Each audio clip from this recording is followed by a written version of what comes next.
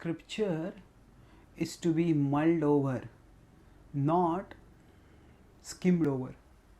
Nowadays, we live in a period of information overdose. We get so many messages, so many notifications, so many news articles, so many feeds, so many channels, so many sites that we just cannot take in all that information. And the result of this information overload is that we often are in a rush mode, trying to get rapidly through whatever information that may come our way. And because of being in this rushed state of existence, we often skim over most of the things that we read or hear.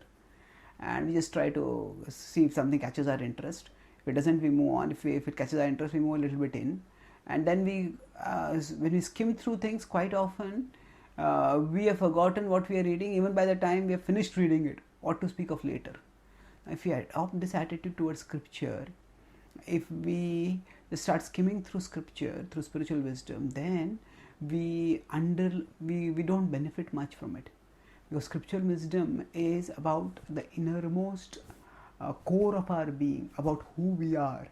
And when our consciousness is too much caught in external things, then that distracted consciousness is running after one thing after another, that cannot appreciate talk about the inner territory unless there is a slowing down of one's pace of rushing of the mind, and there is a calming and inward turning of our consciousness. And that's why Krishna asks Arjuna, and through Arjuna to all of us, to deliberate on what he is speaking. In 18.63 he says, Vimrishaitadasheshena yathechasi tatha kuru. He says, Vimrishaitadasheshena. Deliberate deeply and then decide what you want to do, Arjuna. Deliberate. So, actually, when we hear scripture, when we read scripture, there's no need to be in a marathon mode. There's no need to be in a racehorse pace competing against someone. Oh, I want to complete this before this. I want to complete that before that. No. We can read calmly, we can read steadily, we can read purposefully, we can read in a way that we can actually assimilate and internalize what we are reading.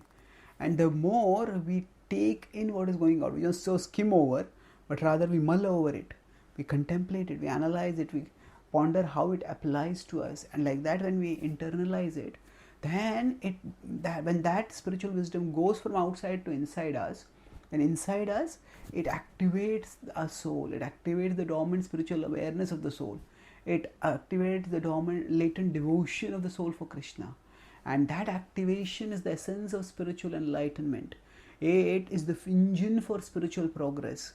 And it itself, that awakening and expansion of our consciousness itself, is the forerunner of life's greatest success, the blossoming of our consciousness towards everlasting, ever-fulfilling joy. So by mulling over scripture, by letting the scripture permeate into the core of our being, we can actually fulfill the purpose of scripture. That is the attainment of love and joy everlasting. Thank you. Hare.